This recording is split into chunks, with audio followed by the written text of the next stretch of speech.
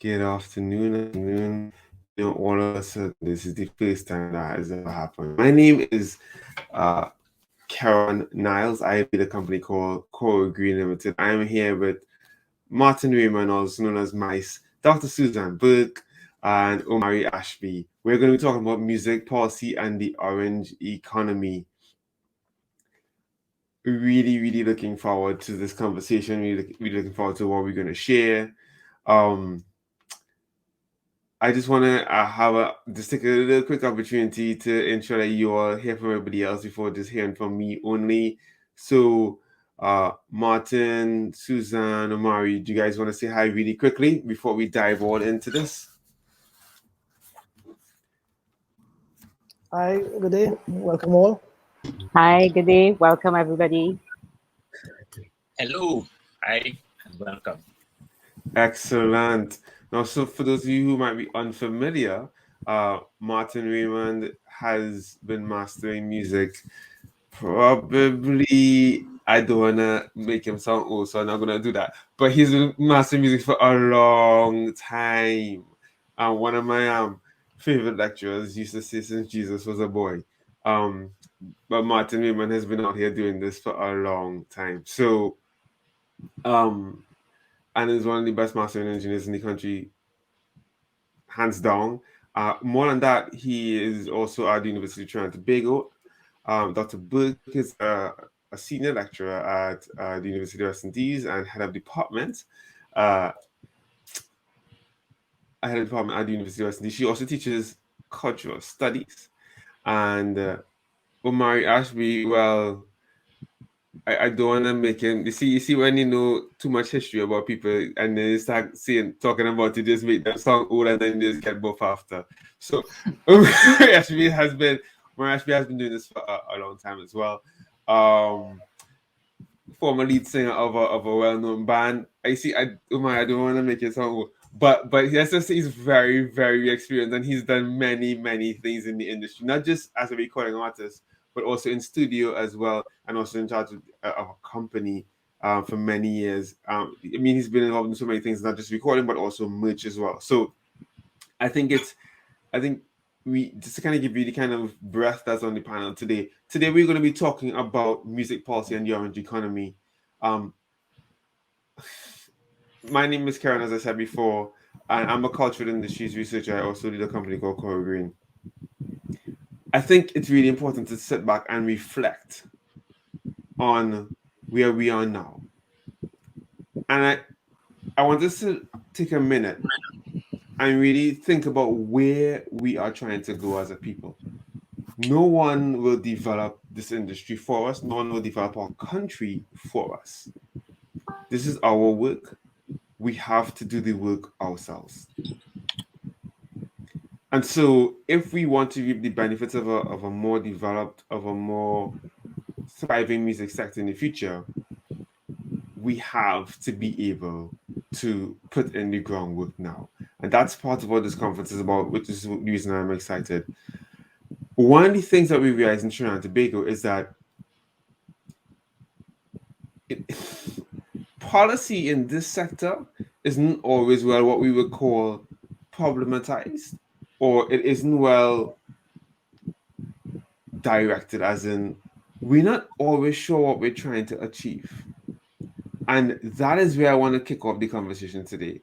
There are two things I wanted to talk about in terms of what are we really trying to do out here, and what do we want policymakers to do. There are usually four things that we pay attention to in terms of the development of a sector for music.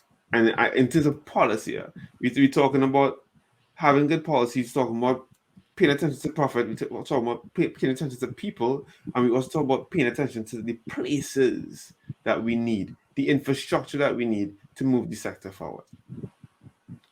But the music sector is a diverse, right? So just to make sure that we're really clear, there are three main products sold in the music sector. One is recorded content, one is live content, live music content, and the third one is products that emerge from your brand, including merchandise. There are more than there are at least 24 revenue streams for music. Where do we see our comparative advantages as a country? And what kind of support do we feel we need from the state to do what we do even better, even more? And if we want to boost exports from the state, what are those pain points that we really need their support? And what are we trying to accomplish? That's part of the conversation today. I'm only going to kick it off on one of those four fronts that I talked about earlier, the profit point. My current research paper I'm looking at looks at funding. And I've actually begun to find that there's no real lack of funding, so to speak. I must say it again because I think that would make people want to stone me. But thankfully, this is a virtual conference, so I'll say it one more time. There is no real lack of funding, as I would say. What I would say is there's a lack of direction, a lack of planning, and a lack of, well, let's just say allocation of resources where we desire the impact to be. So for the past,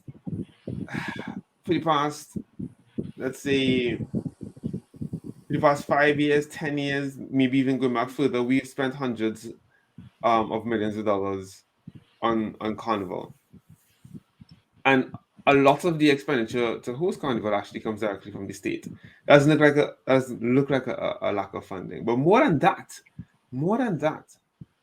their tax allowances, their incentives, their funds, their grants. But when I spoke to people in the sector, what I've realized more and more is that people don't know anything about the grants. Even people who know about the grants find them difficult to use. And there's an overall lack of transparency in terms of applying for these funds. So people find it difficult to access, which means that not many people know about them, and the people that do know about them, only a few are able to access them. That seems like a policy-related issue. And even the last thing I'll say about this, before I just hand over the floor, the last thing I'll say about this is even the policies that we do have in place may not necessarily be directed towards the things that we believe we have a comparative advantage in, or are the things that we should be focusing on. I'll give you an example of what I'm talking about. We have more studios in Trinidad and Tobago than I can count. But let me say it this way instead. If you are in Trinidad and Tobago and you are making pepper sauce, you're making light bulbs, you're manufacturing anything in Trinidad and Tobago, all of the inputs into your manufacturing process are duty-free. You don't have to pay duties when you're importing the inputs to make that thing. If you're making a song, however, if you're building a studio, you have to pay for every single input. And there's no duty-free. That's a policy issue. So we have things to talk about. The question is, what we have now is and probably the most well-known tax allowance that we have now is to sponsor or incentivizes, I should say, sponsors in the sector. It doesn't necessarily incentivize investment. But let me talk about it. I have with me 3 distinguished panelists. I'm going to allow each of them to contribute. I'm not going to interrupt them. I'll start with Martin. You go first. And then I'll go to Dr. Burke. And then I'll go, then we'll hear from Omari. And they are free to share what they, whatever they share whatever they want to. After we have the discussion, after they share their thoughts, I'm going to come back in and pose some questions and keep the conversation going. And we take it even further than this when we come to the networking session later today. But let's start off with Mr. Raymond. Hi, good day. You're hearing me properly? Yeah. Yes. very properly. Yeah, so I'm just frozen on my screen here, but that's fine. So thank you very much for the wonderful introduction. And let me, I can add two things to it. The mastering part that you mentioned, that's actually the third leg of my career. And interesting enough, this month, September 2021, this juncture of the month actually marks my 40th anniversary in the music industry. I started off as a guitarist at a very young age, and then progressed to a sound engineer, music producer. And then many years ago, I also progressed to a mastering engineer.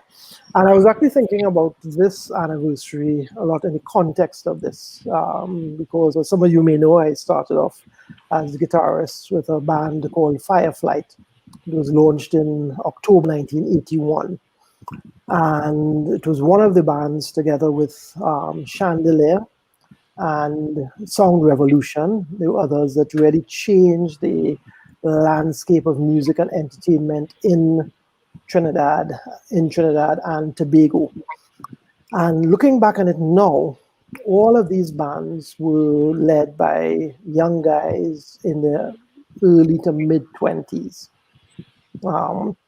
The band I was in, Firefly, the leader was Carl Beaver Henderson. He was 24 years old at the time. So was, sorry, I don't mean to give out his age, anyone doing the math, but him, Francis Escry, Anthony Woodruff, these were guys around the age of 24, 25. I was a bit younger.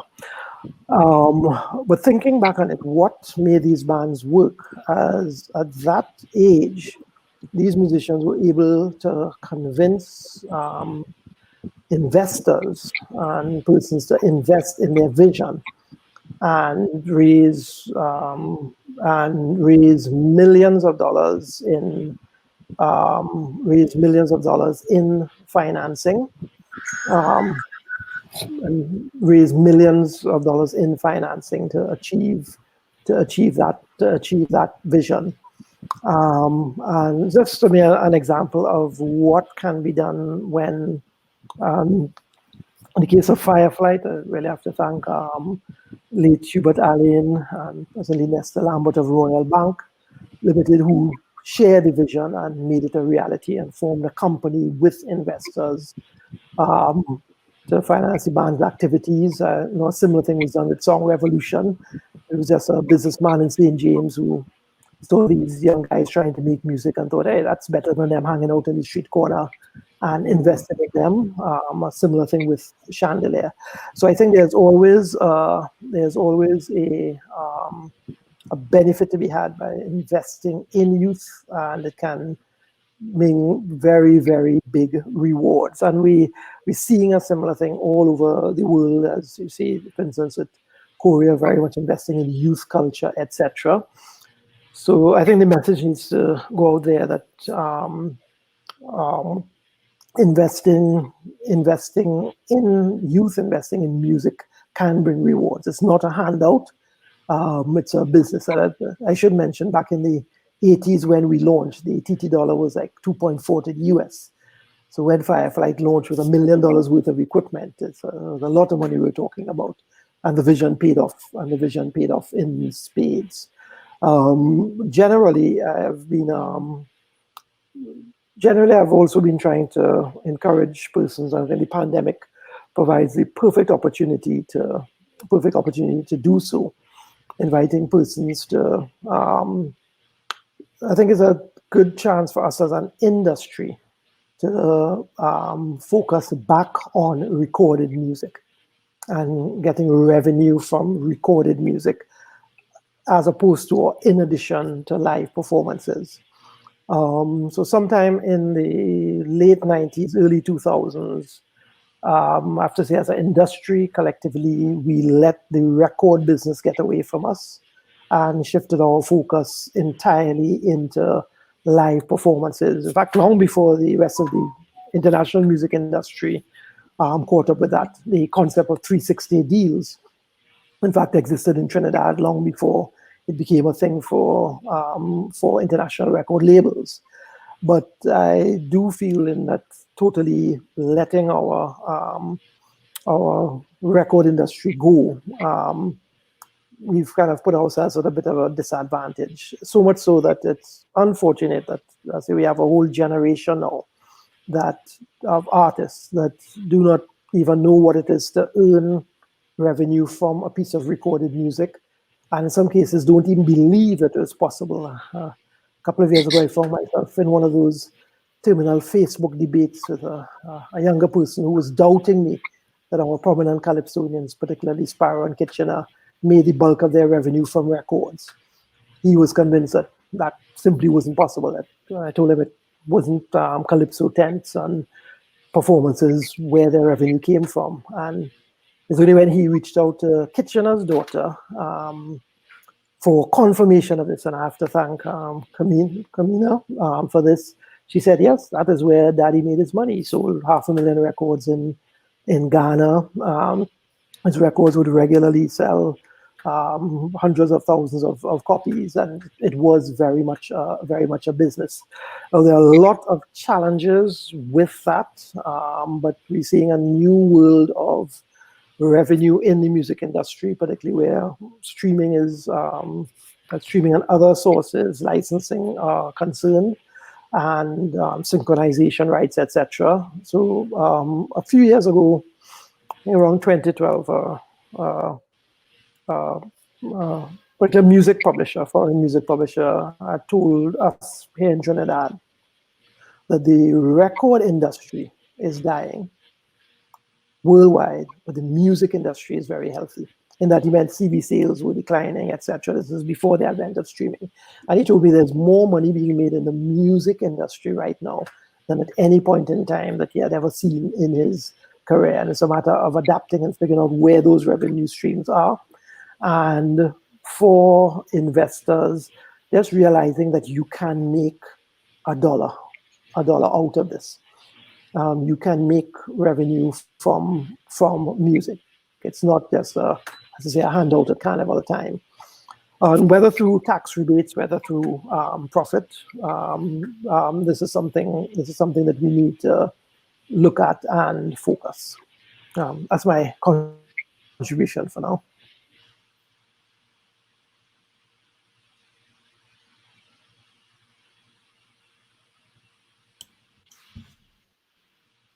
Thanks so much for that, Dr. Burke.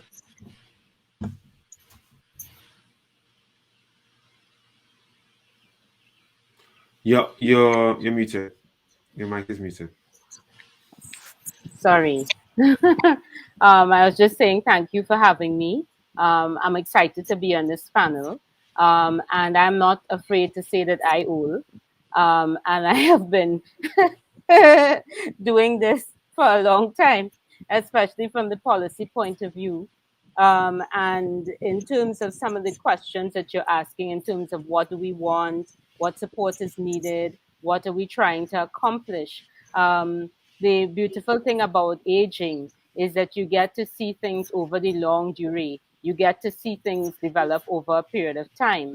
My sojourn into this area of policy started in 1996, and some of you were probably not even born yet. But I think it is important for us to understand some of the things that we have done well, and some of the things that we need to do given the context in which we find ourselves.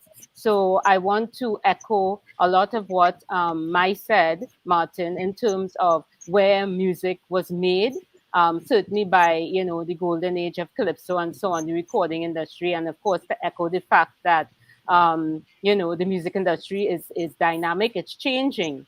But in a sense, that is good for us because it allows us an opportunity to pivot, to develop, right? So by way of setting context, I want us to kind of think about where we are now in terms of the global music industry. And I want to point to 4 things that are happening that we need to consider. The first, of course, we've touched on, which is the digitization of music.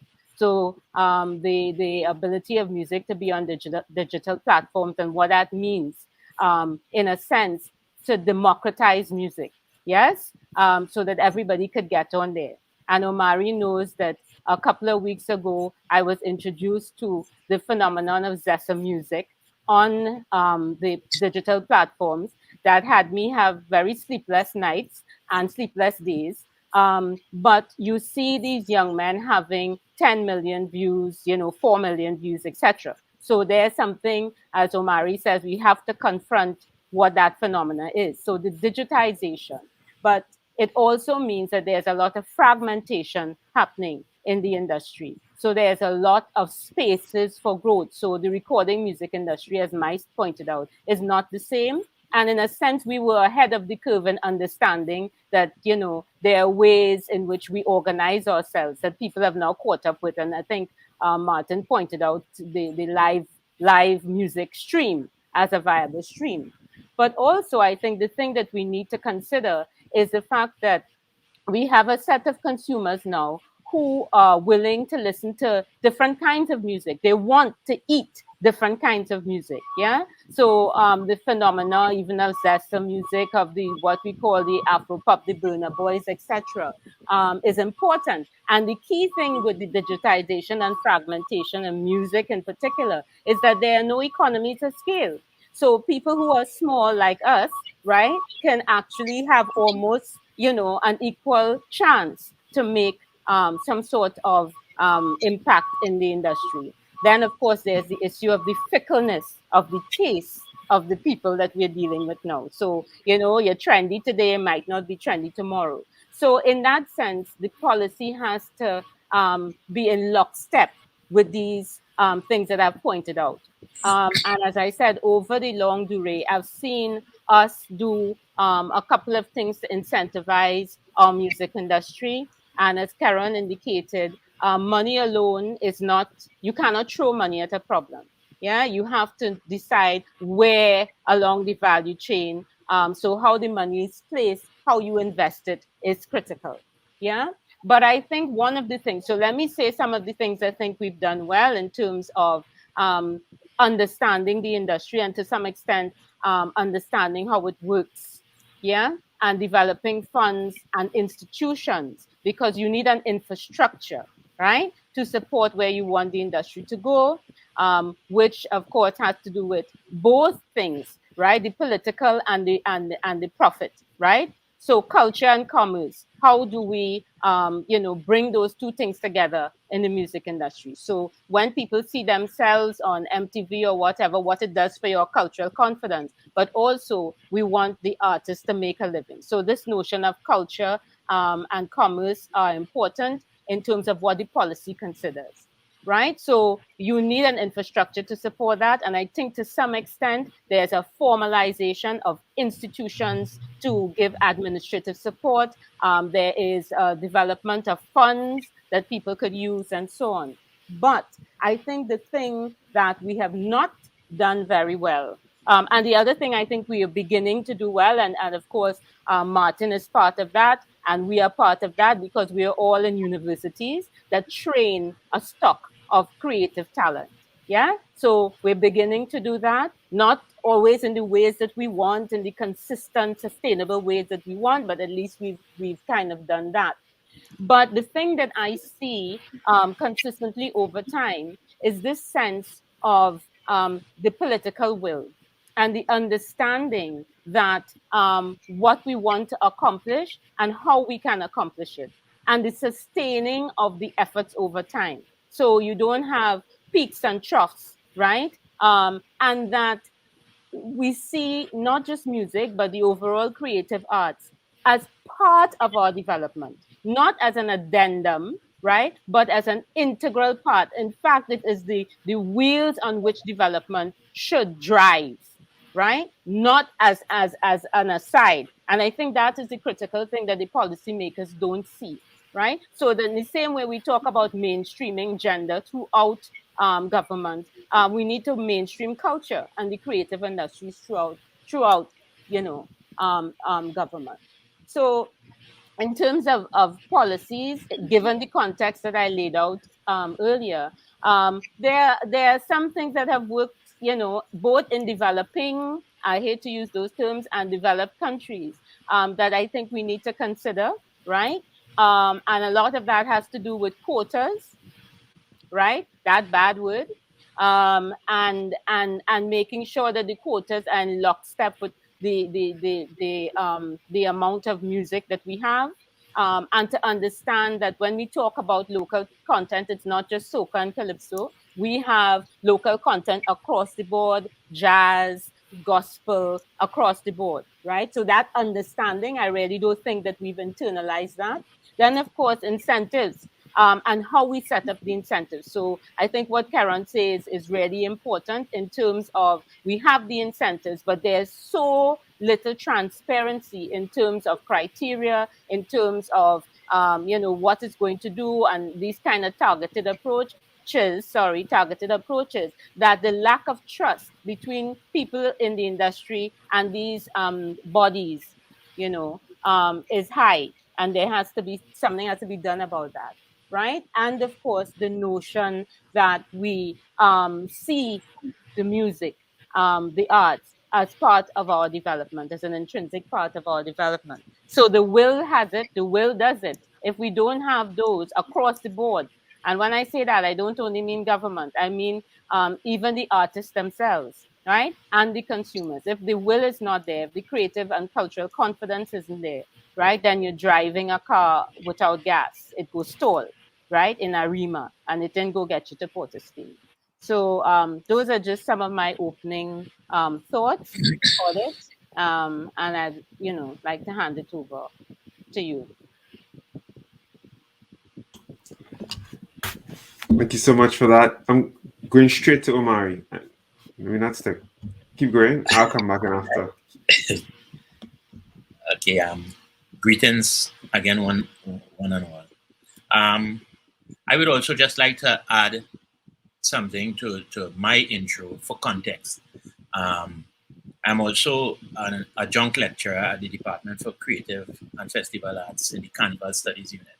Now, the relevance of that is to say, and to kind of piggyback on what Dr. Burke was saying, is that we have had, whether it was planned that way or not, we have had a dearth of training in all aspects of this of the music industry through both UTT and UE, where UTT you have everything from production to music to instrumentation to fine arts, and at UE you have the same thing where you're dealing with music, you're dealing with also the business side of it. So you have programs like ACEM and CDEN, and so you whereas maybe 20 years ago you didn't have that cadre of trained people, you now have an ecosystem that has people trained in almost every aspect of the music industry. So there's that, and that is important, simply because you now have that resource, for a lot of people where music production might be a mystery. It is no longer so between the university and between what you can get online and that. So you have that aspect of it dealt with. Now, in terms of policy, my position is always this, and I always get in a little trouble with the money people, right? I tend to treat with value, and not necessarily money. And what do I mean by that? I mean that the things that are important for certain aspects of the music industry won't always make money, but will be valuable to the industry. And so we have to understand that. And sometimes it can tend to be a zero-sum game where we either don't care about making money at all, or money becomes the focus, And I think we have to understand the value in that. And what do I mean? Essentially, we have to recognize what culture is to us. Dr. Burke said it should permeate the entire thing like gender. Indeed, it should. There's a concept where we separate out these things, and it doesn't benefit us at all. And so you can look at music and culture as some kind of frivolous endeavor that that we could do without. So obviously, when time comes to cut anything from any budget, the first thing they go for would be the arts, you know. And I here I treat with that. Art is essential to every human endeavor, yeah. And to bring it down to layman's terms, you don't go to an economist when you get at a banker, right? You don't go to these kind of things when you are in pain. Sometimes it takes a song, a music piece, something to kind of carry you through emotionally and mentally through some of the toughest times. And is there value in that?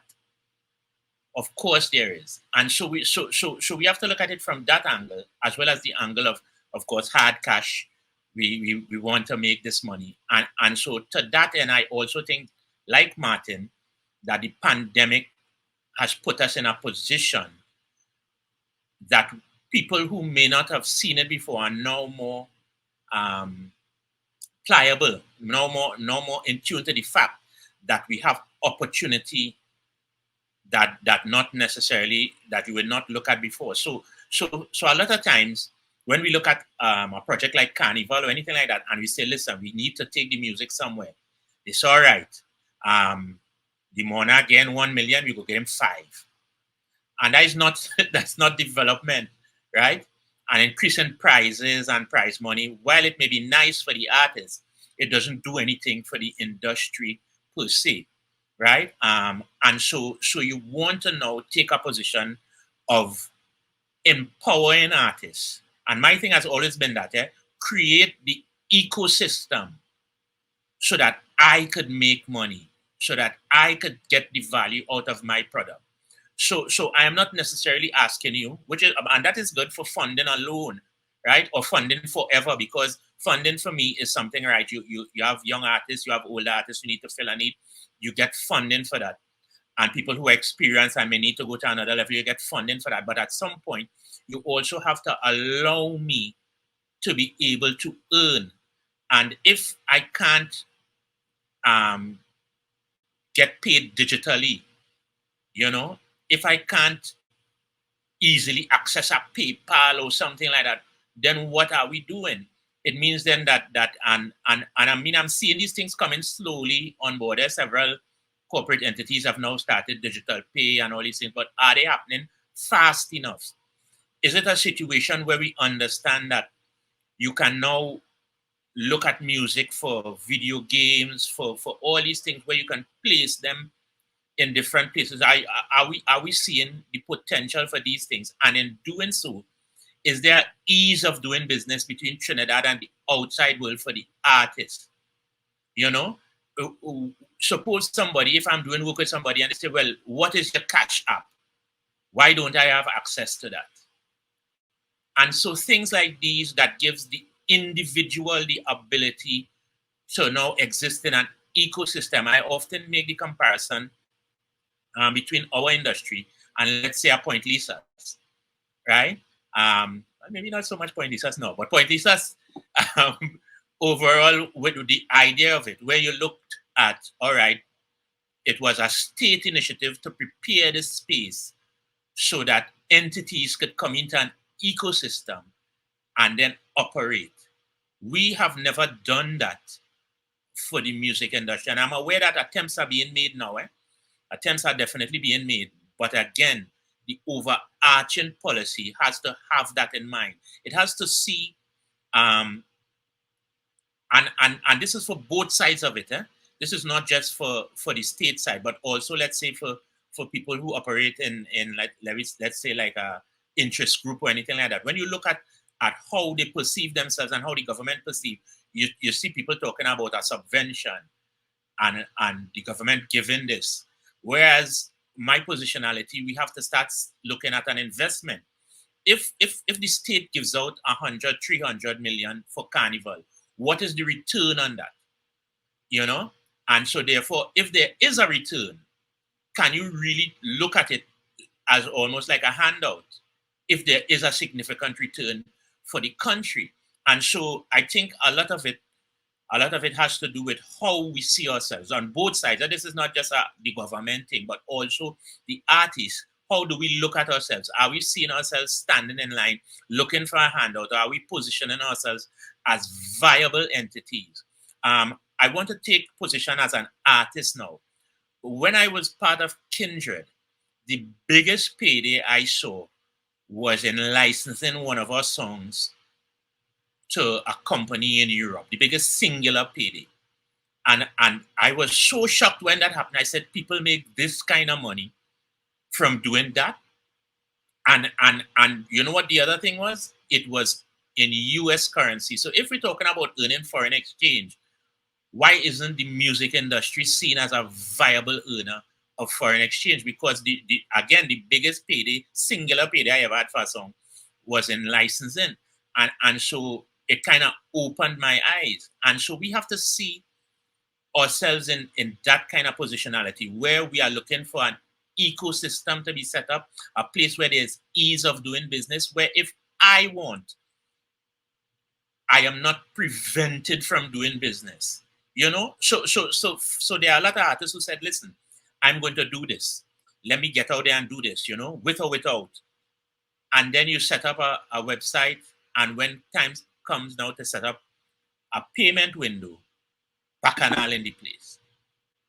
You know, so we have to kind of look at all these aspects. And again, if you remember, nothing I said, value as opposed to just money. Yeah? That's it for me for now.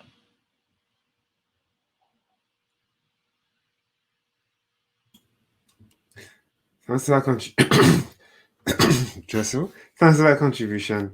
I'm just really thinking here, we are at that time, that stage in history where for the first time ever, for the first time in our history, we have a cultural policy that is approved by government. There have been many cultural policies, many iterations over many years. The first time on, again, if I'm not sure, but it comes from just out of the blue.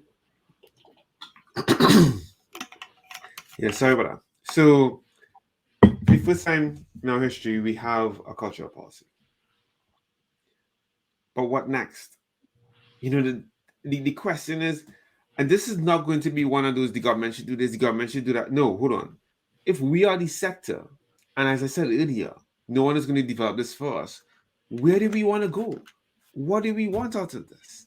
You understand? Because, okay, so a couple of things were said. So let's piece the parts together. We spoke about training, for example. So UTT and UE is represented here, you know, which is a beautiful thing. And you, for the first time in a long time, we now have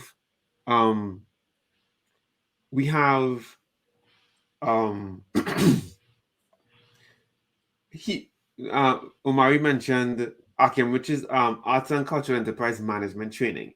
We also have Creative Design Entrepreneurship Training. So we have Music Business Training, and there is also now Music Business Training and Music Production Training happening at UTT at a tertiary level. And so we now have training happening at a different level, and so we're expecting our graduates to challenge the industry in new and exciting ways because they're coming out with a different set of information. You know, they're not coming out here with a China thing. Well, hopefully they're not coming out here with a China thing kind of mentality. Which is whenever someone comes to me with, well, no, I just China thing, I say, well, try that somewhere else. When we step into the room, we are here to do business. And if I am spending my time or my money, you know, if I'm exchanging my knowledge for if I'm giving my knowledge to you, I'm not doing it so that you can try a thing. I'm doing it so that we can both see a return on investment. Right? So, and I think that more and more younger persons are coming out with that kind of understanding, which is exciting. So the training part is important because the education part of it is huge, right? Because that kind of speaks to where we start from. You understand? Then the other thing that was spoken about was funding, and I started off as talking about. I come that issue may not necessarily be that there's a lack of funding, but there's certainly a lack of transparency and there's a lack of targeted funding. And Dr. Wood made the crucial point that the lack of transparency is actually leading to a lack of trust. And that's a huge point. Because nobody want to really tell the government what really going on in the sector. Because everybody afraid that they go and get taxed. And I think we need to work on the lack of trust this year, because here's what's going on. Part of the reason we don't have targeted policy is because, and I would just say this, most state agencies have no idea how we actually make money. The truth of the matter is, some people in the sector don't really understand how we make money. And Martin alluded to that earlier. Like, we didn't even know how we made money in the sector historically. You speak to the people, and honestly, we have to make sure that we tell our own stories. So we tell the stories not just of what Martin spoke about the history of recording. Because I remember someone was asking me, like, why did we even have Caribbean Sound Basin if we not really that, if we haven't been into recording in the past, and we have no big side recording in industry, like, why do we even have Caribbean Sound Basin? But if we don't know our history, you understand, we wouldn't know. Listen, how did people in the sector for so many years make money in the sector? So again, when I speak to policymakers about how we actually make money, usually their eyes open up, because they didn't know that we did music publishing and music licensing. And they didn't know that we get paid in US. Some of them don't know royalties are paid in US. This is not a question of if we're foreign exchange, we are foreign exchange, we have been a foreign exchange, but who want to tell the government that? The part you said we don't want to say anything to the government is because people are afraid to pay more tax. And that's an issue, because it doesn't make any sense to deprive yourself an extra $100 because you're afraid to give the government $30. And so, but there's also very viable reasons for the lack of trust as well. It's not just fair tax. It's we don't know if we could actually entrust you with this information at all, which is what Suzanne spoke about when she spoke about the lack of trust. And so there is that conversation to be had about money, right? And I mean, we get to the recommendations part shortly, but I wanted to kind of break this up. So one, we spoke about the education part, we spoke about the finance part. Let's also speak really quickly about this local content part, no? Because Suzanne mentioned it in passing. And so we have a draft local content policy that's currently being worked on. And I will never forget, and for full disclosure, I worked on the local content policy for Trinidad and Tobago. And there are two main methods you can use to boost local content in the country. And most countries use it. There are positive incentives, whereby you can earn more money as a broadcast by playing more local content. Or there are negative incentives, where we can fine you if you don't play enough local content. Or you can use both. You can use some positive and some negative. I remember getting into this debate. I'm not going to call which industry leader said this, but I remember having this discussion with the broadcasting industry. And I remember, as soon as we began to talk about local content, the question of constitutional rights came into the question immediately. And on the broadcaster side, they were saying, what about freedom of expression? What about my ability to, it is enshrined in the Constitution, for me to say what I want and play what I want? And of course, the lawyers are having a field day with the argument, and this does not breach your freedom of expression. But beyond all of that legal jargon is a simple question. What's the actual issue? And that is how we kind of had to cut through the noise. The issue isn't necessarily, and the issue actually is how you define local content, because a number of the stations were defining talk radio as local content, and we were saying, no, that's what we're talking about. We're talking about locally produced music, or at least music that represents the culture of the people of Trinidad and Tobago, like the actual musical works, having more of that on the radio. Because there's no shortage of talk on radio in Trinidad, as far as I'm concerned. and most people supported most people supported that position. There's no shortage of talk. What there is a shortage of is a representation of certain genres of music on radio. We have music produced in spades in the urban pop content. We have music produced in spades in even unconventional genres for Trinidad.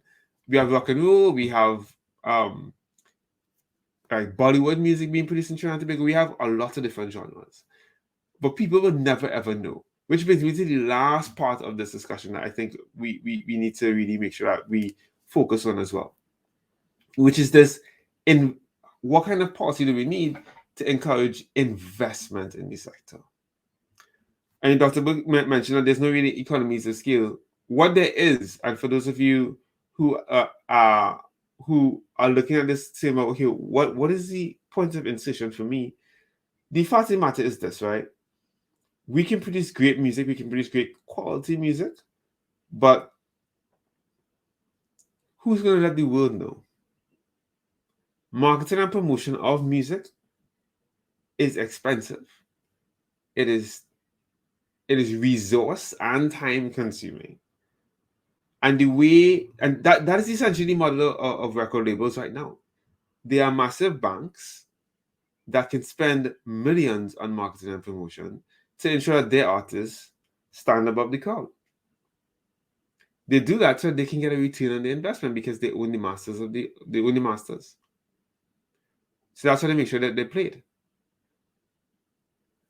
What kind of policy do we think is necessary to actually get investment going in that recorded music again?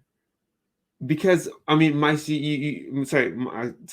you began speaking about the recorded music industry, and the question is: do we need support from the government at all to go to a private sector business person and say, "Listen, I actually do need $500,000 to promote an album, and this is how I'm going to spend it."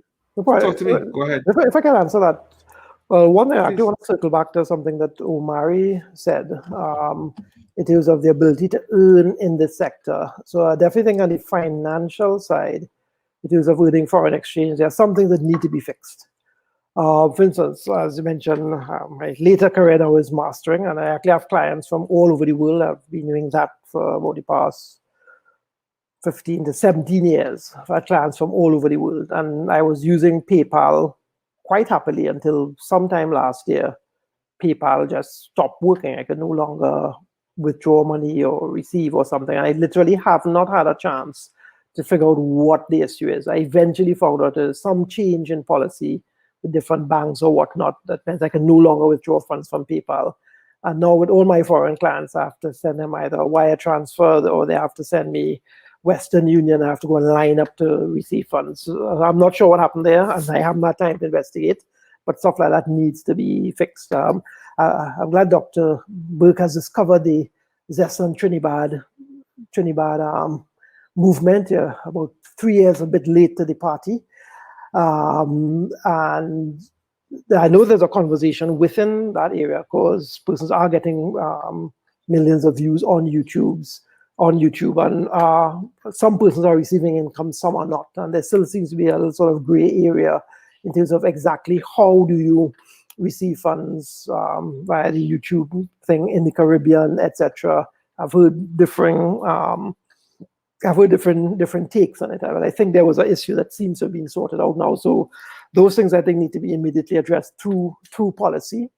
And the idea of earning foreign exchange from these platforms and via things like PayPal, Cash App, etc.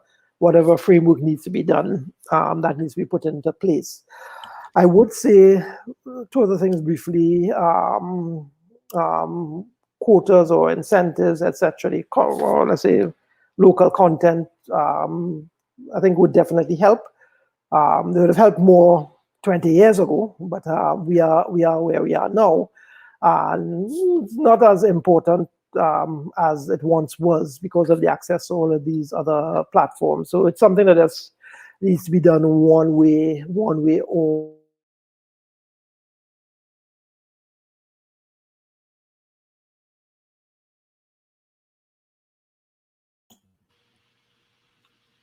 I think he's had his connection interrupted.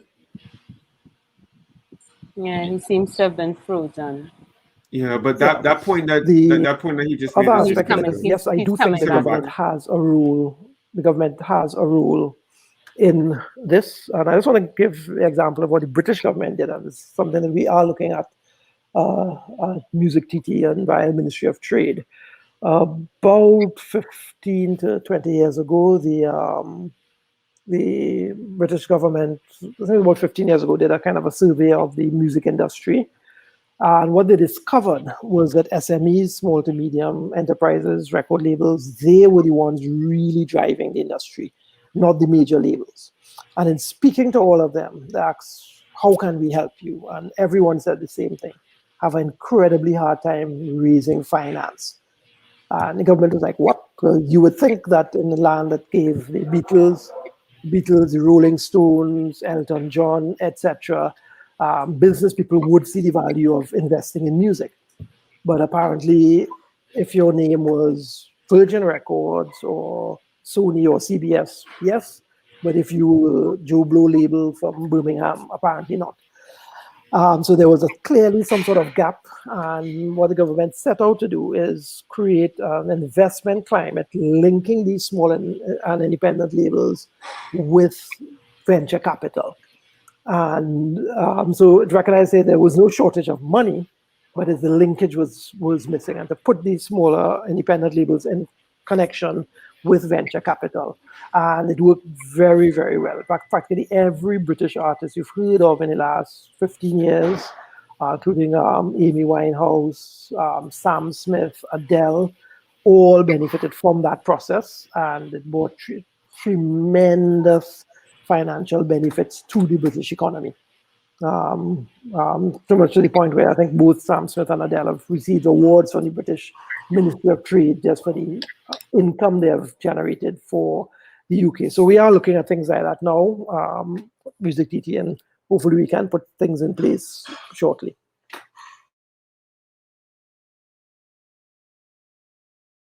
Yeah, that was it for me. Yeah, no, that's excellent. I'm going to go to Dr. Burke, but before I do, that is a major pain point, and I think one of the panels may address that. I think the one with Keron Rose might address the issue of payments, because there are a number of artists who do earn in US and did have PayPal before, as you said, and even for artists trying to sell merch online that would try to use stuff like Shopify, several of them have had a hard time trying to use those tools. We do have WePay now on the ground trying to make things a little easier, and other companies on the ground in Trinidad and Tobago that are now filling that space. But it is something that is worthy of attention. I would, however, say, Martin, that I think that cryptocurrencies have definitely disrupted that space. So you can now have cryptocurrencies paid to your own wallet. PayPal not necessarily required unless you really, really want USD and not a cryptocurrency. But that can be a talk for another day. Dr. Burke, go ahead. Thanks a lot. Just to say that to respond to Martin, it's not that I didn't know about Zessa Music, it's that it's a whole ecology and how they market and how they incentivize and monetize what they do, and how big it was. That was a kind of eye opener for me.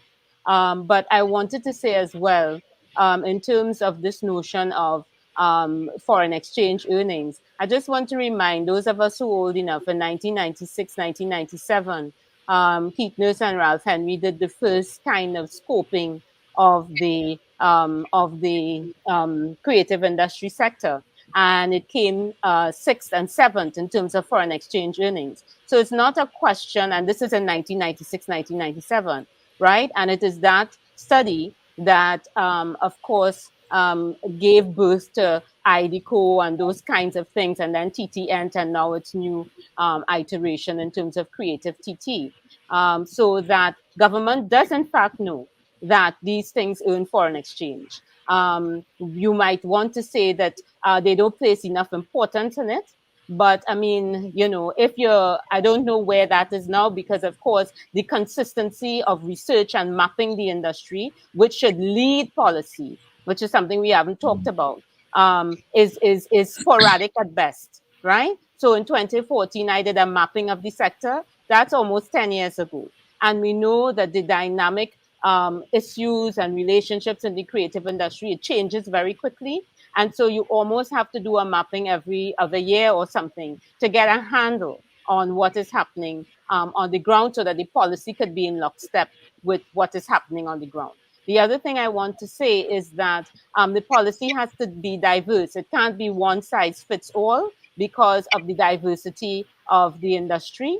And we tend to think about a cultural policy or music policy, but we need to pluralize that and say policies, right? And that is the importance of the research on the ground that lets you know this sector of the economy may need this and may need that and so on. So that, of course, goes to Martin's point of what was happening in Britain. But the underbelly of that, so he did, in fact, rightfully say that there was a dissonance, there was a chasm between where the money went and so on.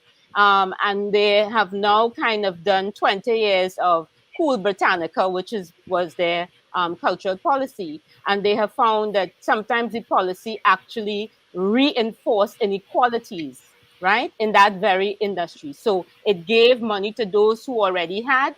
So you talked about Virgin and so on, and it didn't really incentivize those who didn't. So it recreated, you know, the kinds of inequalities in society. And I think one of the things we need to be mindful of creating cultural policies in small island developing post-colonial states, right, is that the policy, when Keron talks about what do we want the policy to do, the policy has to create new forms of income for groups of people who have been marginalized or underserved. And that has to be a clear thing on the agenda. And therefore, the cultural policy becomes political because it wants to transform and it wants to give life, social and economic life, to groups in the society that will normally not have access.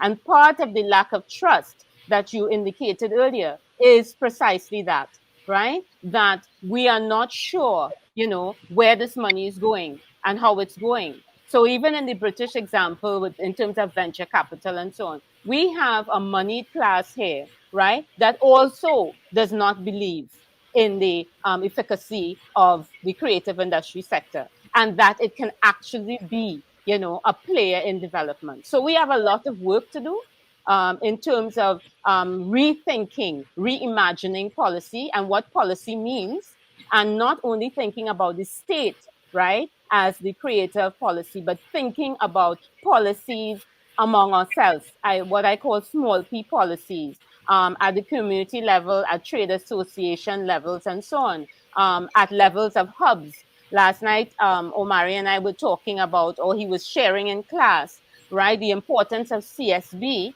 in the ecology that he talked about, but also there was an engine room next door. So creative hubs, creative districts that provide a kind of seed bed for the industry. Whether we need government to do that or not is one thing. The Point Thesis example I've been using for at least 10 years, right? So that belief in that creation of a zone of creativity that becomes a small p policy.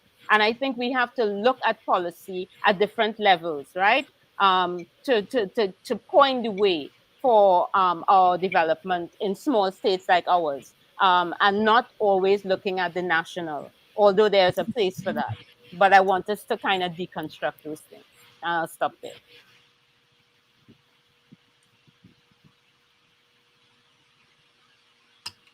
Omari. All right. Want. So I would want to take a bit of both what Martin and Dr. Burke said, in the sense that where is the action in our music industry right now in Trinidad? Who is making most of the noise? What is happening? And the reason we have to recognize that is because, again, we want to look outward as well. We want to look at how we could impact the world. We want to look at how we could export this music. And one of the things that is happening is zesting music. No, people of my age, you want to give me a headache again. people of my age and so forth get a little sketchy when we start to talk about zesting because of the content and all that comes with it.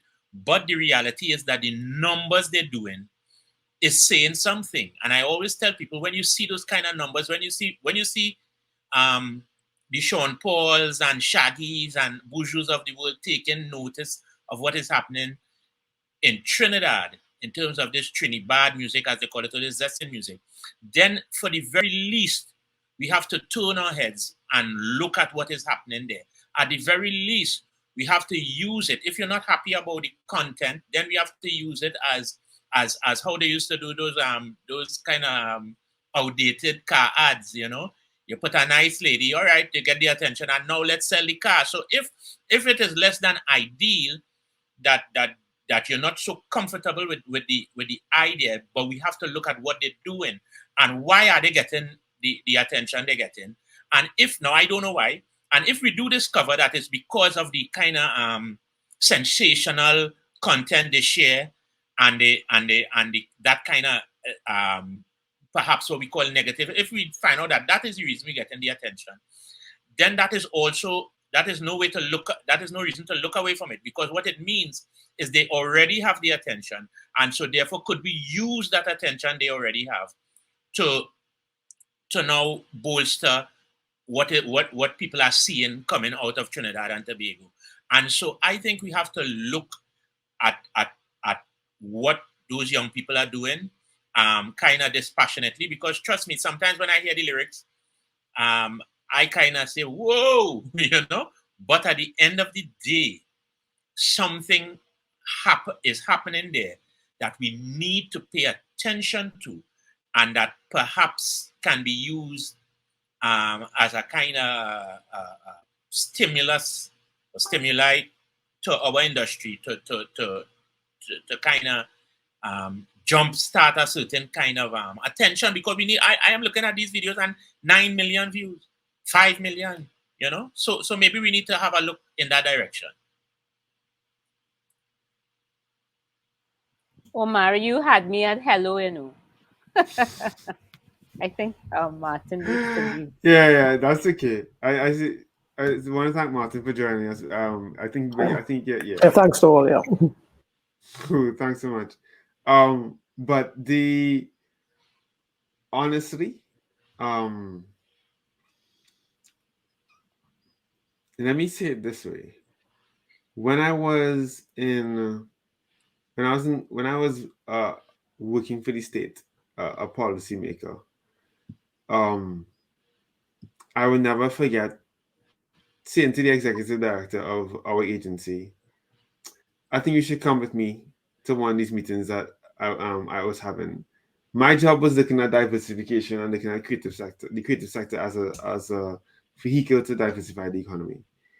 And so I decided to just go and meet the artists, meet the people who was actually diversifying the economy, like doing the actual work, because the state doesn't do the diversification.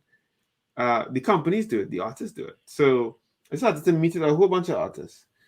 And I took my boss, executive director at that time, and we sat down when the man was in the studio. And I said, tell me, what has it been like? What do you need?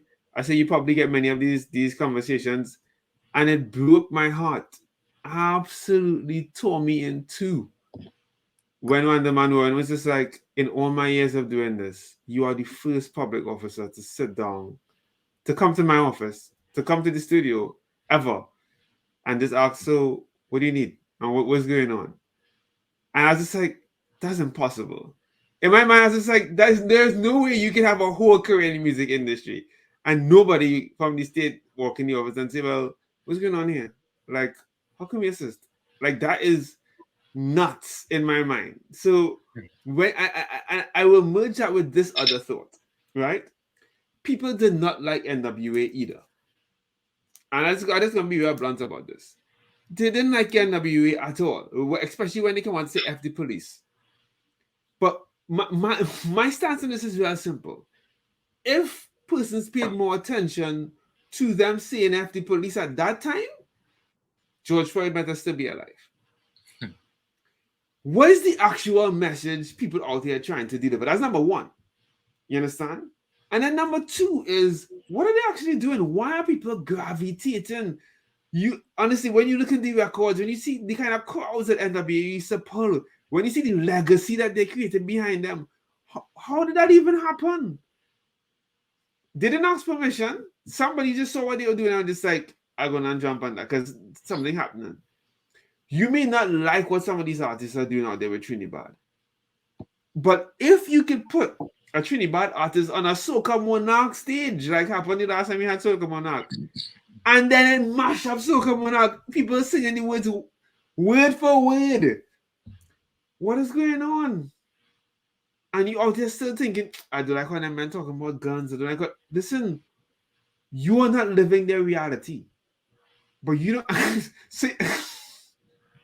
I ain't trying to be too philosophical about this, no, but I think it's really important that policymakers understand what's actually happening out here and why certain things will sell.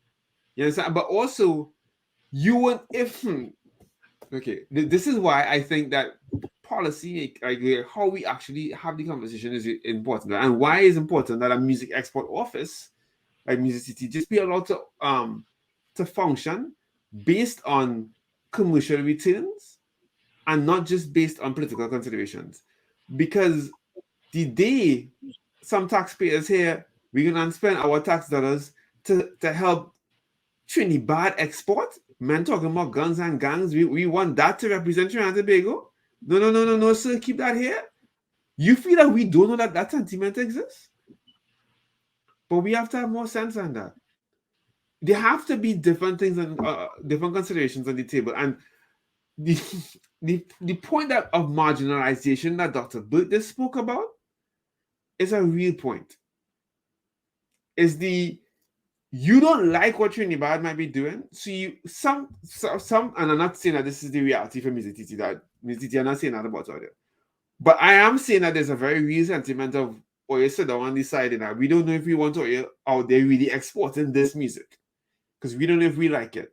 And I'm saying beyond the whether or not we like it thing is a question of who are we trying to empower?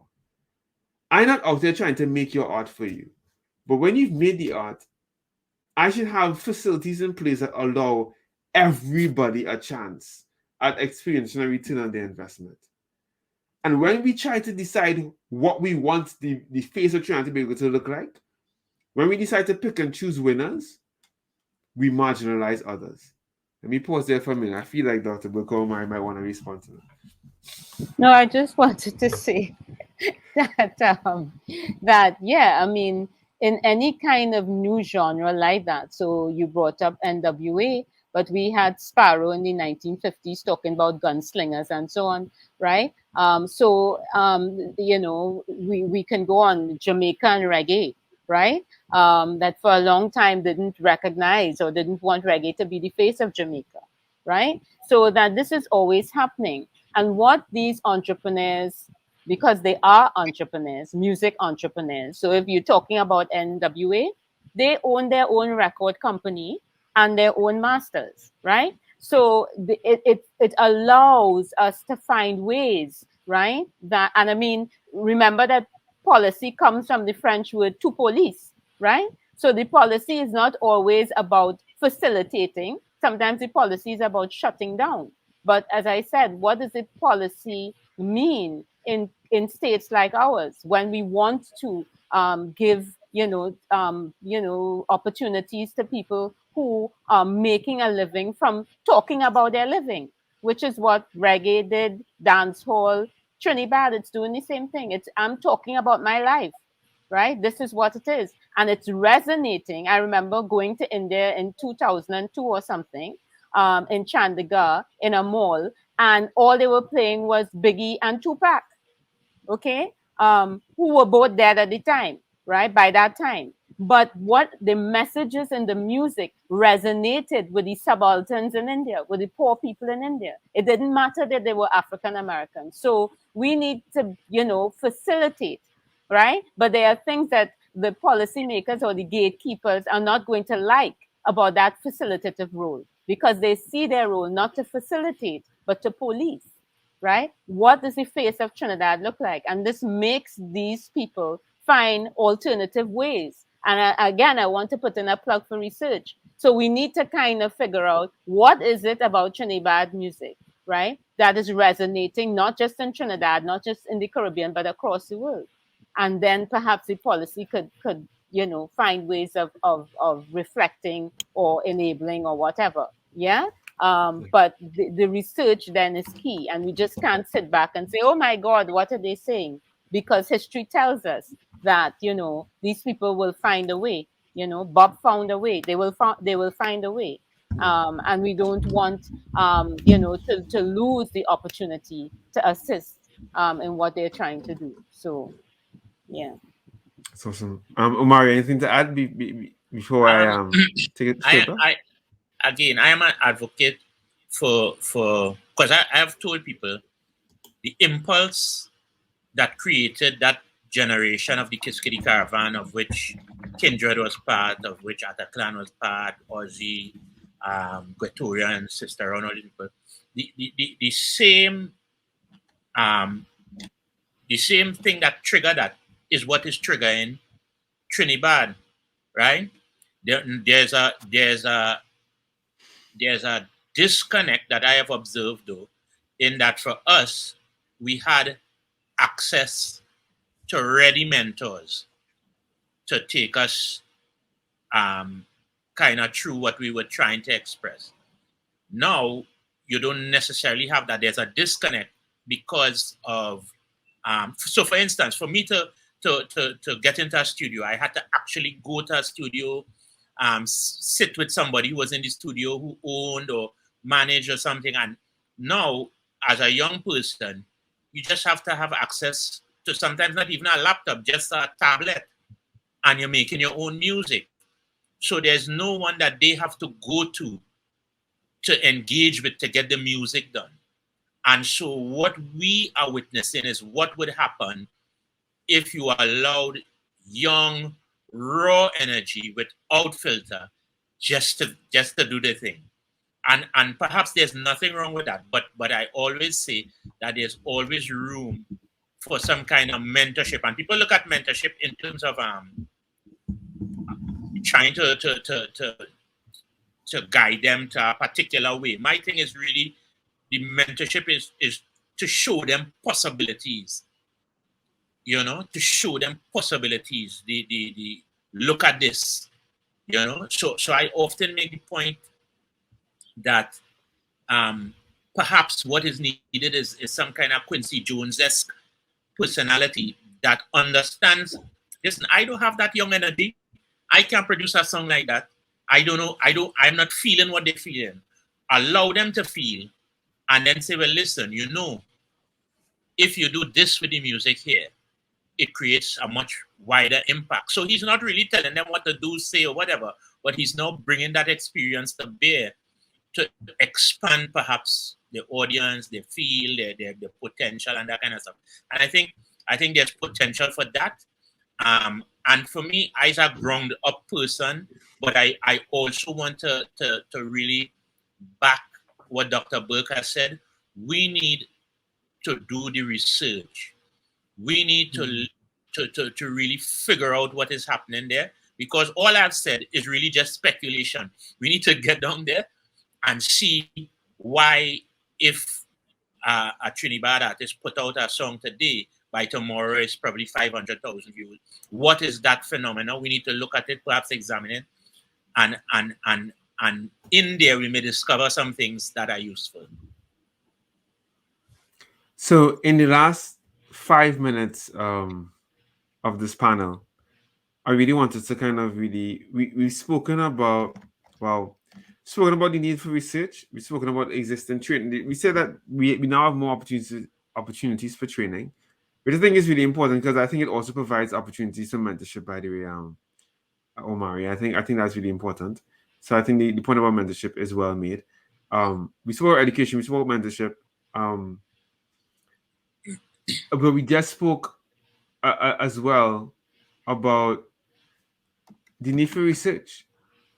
And when people think that about research, I know you probably think about somebody with a clip pad coming and asking you how much money you make, or how much employees you have. Yeah, that's a certain type of research. But we actually talking about finding out what is the nature of this ecology, how does it work, and so the music ecology in Trinidad and Tobago is a dynamic space, and things change all the time. It also helps us to map what the major pain points are. I mean, the last time we had was last such study we had was done by Dr. Burke, and it was in 2014. That does need to be updated. And I want to make this really clear. Research for a strategic plan is not the kind of research we're talking about. That is important. Research for a strategic plan is important. Like having a strategic plan for an organization is important, but that's not the same as mapping a sector. You understand? And that is important. If we want to understand what's going on in the sector, we actually have to do more cultural mapping. We spoke about the need for policies, and the need to really consider what local content policy can look like. We spoke about finance and investment. And Martin did mention that they're looking at venture capital options as well. But the space is a real open space now, so you can literally hire companies in the US to do your artist promotion for you, as long as you should vet them first. But you can actually access artists and label services without having to sign a record label deal. But you do need to raise the capital to do so. So access to finance is going to be really important, which is why I think it's really good that we have a music export office. In this last 2 minutes that we have, last 3 minutes that we have, those are my concluding sentences to kind of wrap up all that we've said in this session. I don't know if I've forgotten anything, but if I have, please let me know. Don't forget we have the networking session coming up at 3 p.m. But final words. You have a minute and a half. Let's go with Dr. Burke first. All I would say, reiterate, is we just need to believe in ourselves.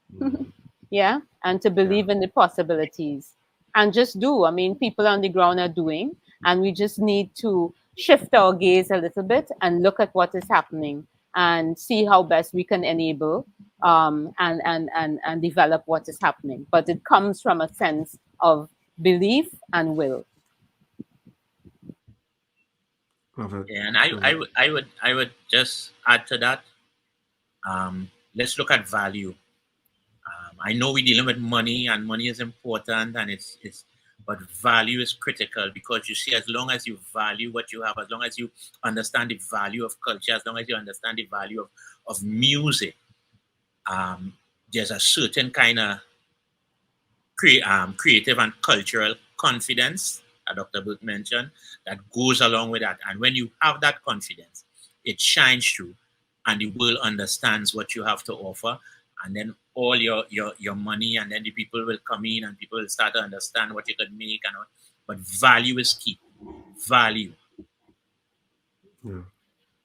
Essentially, what we're all building here is we're building a brand as artists, but we're also building a brand as a country and as a region. And I think that's important. Because when somebody invests in you, they're investing in the value that they see that you represent. You know what I mean? And so even when you think about it, and in the last minute, I'll give you a little tidbit here. Hopefully it's a gold nugget for somebody out there.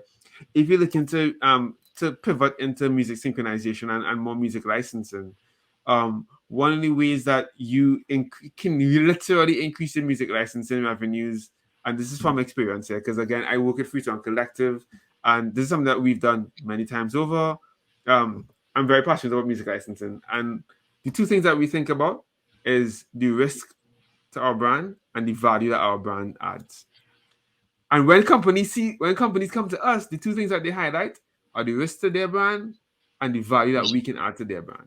So if you're thinking that Omari might be talking from, like his head in the clouds, nah, that's actually how we make money.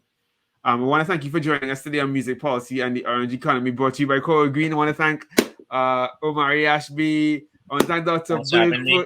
Thanks for having us. You guys are awesome. Thank you so much for chilling with us, for just Lyman, the internal safe zest on the inside. Reasoning. The reasonings. And just to say, right, that there's symbolic value and there's financial value, and they both are important. Important, yes. Spoken like a boss, and that's the truth. That is very, very true. I mean, the other thing that we want to talk about the next time we meet is use value and exchange value.